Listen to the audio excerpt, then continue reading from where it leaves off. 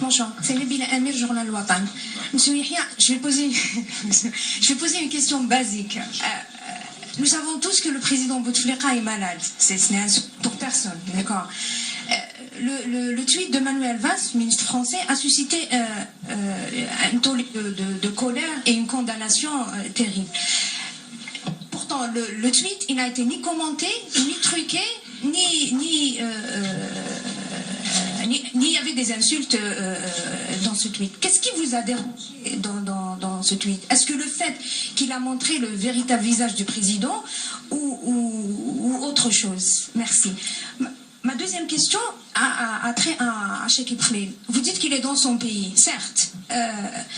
Nous avons vu la célérité par laquelle le ministre de la Communication a réagi par rapport à l'achat de M. Arbrat du journal Khabar. Pourquoi dans le cas de Cheikh Ibrahim, personne n'a réagi? Il est parti, c'est pas la presse ni l'opposition qui a accusé Cheikh Ibrahim de corruption ou autre chose. Vous avez accusé l'opposition et entre autres la presse d'avoir véhiculé l'information par rapport à cette question et autres. Dans le cas de Cheikh Ibrahim, est-ce la justice ou le ministre des Finances qui aurait dû réagir par rapport à son cas? Merci. Merci beaucoup, madame. Je commence par votre première question. D'abord, je dirais autant de bien du journal Watan. Non, ça vous coûte un bon, je n'ai pas besoin, je ne vous sollicite pas pour une réaction, je le dis pour moi-même. Et vous avez eu l'amabilité de précéder la question en disant que nous savons tous que le président Bouteflika est malade. Il n'est pas revenu à sa situation de 2012. Que Dieu lui prête longue vie. Donc le problème, ce n'est pas le président Bouteflika est diminué, tout le monde le sait. Et son peuple le savait avant tout le monde, il l'a élu le 17 avril 2014 en le voyant malheureusement venir au bureau de vote pour voter lui-même dans l'incapacité de se mouvoir lui-même. Ce n'est pas un secret. Vous me dites qu'est-ce qui a provoqué la réaction? C'est l'énorme indélicatesse. Vous êtes Premier ministre d'un pays. J'ai eu l'immense privilège d'avoir occupé cette fonction dans mon pays. Une très haute responsabilité. Vous venez dans une grande commission bilatérale. Vous êtes reçu par le président de la République. Tout ce que vous trouvez à faire, c'est de tweeter le président sur votre... Excusez mon ignorance de ces affaires électroniques, je ne suis pas très fortiche dans ce domaine. On dit sur un site personnel, même pas le site de Matignon. C'est lui. Je trouve que c'est très très indélicat.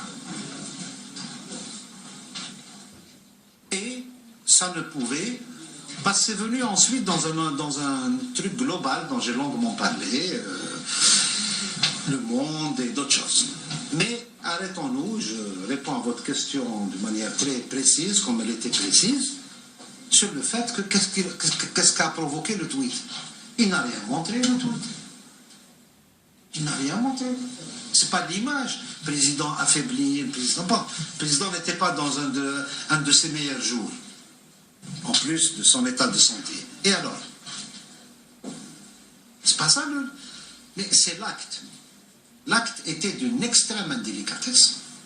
Je préfère utiliser ce mot civilisé de la langue de ce Premier ministre en disant un peu comme Kat Biassine, j'utilise ce butin de guerre. Votre deuxième question, madame, qui doit réagir, qui ne doit pas réagir? Pourquoi vous me le demandez?